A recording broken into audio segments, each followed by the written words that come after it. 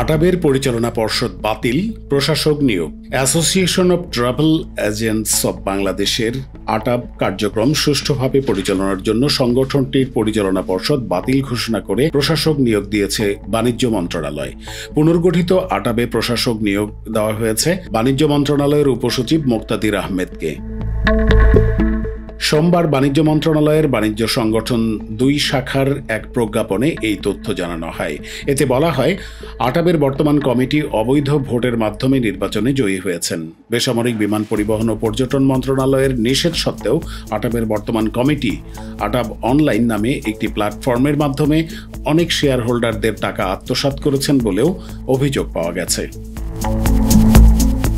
অ্যাসোসিয়েশনের বর্তমান কার্যনির্বাহী কমিটির সভাপতি আব্দুস সালাম আরেফ ও মহাসচিব আসফিয়া জান্নাত সালের বিরুদ্ধে বিভিন্ন অনিয়মের অভিযোগ রয়েছে। ইতোমধ্যে অ্যাসোসিয়েশনের সভাপতি ও মহাসচিবের বিরুদ্ধে গ্রেপ্তারের জন্য মানববন্ধন হয়েছে। এসব কারণে আটাব সংস্কার পরিষদ কর্তৃক association of travel agents of বাংলাদেশের কার্যক্রম সুষ্ঠুভাবে পরিচালনার স্বার্থে কার্যনির্বাহী কমিটি বিলুপ্ত করে প্রশাসক নিয়োগের আবেদন পাওয়া গেছে। আবেদনের পরিপ্রেক্ষিতে সরকার প্রশাসক নিয়োগ দিয়েছে। প্রজ্ঞাপনে জানানো হয়, নতুন প্রশাসক আগামী ১২০ দিনের মধ্যে ভোটার তালিকা হালনাগাদ সহ একটি সুষ্ঠু ও নিরপেক্ষ নির্বাচন অনুষ্ঠান সম্পন্ন করে নির্বাচিত কমিটির কাছে দায়িত্ব হস্তান্তর করে বাণিজ্য মন্ত্রণালয়কে অবহিত করবেন।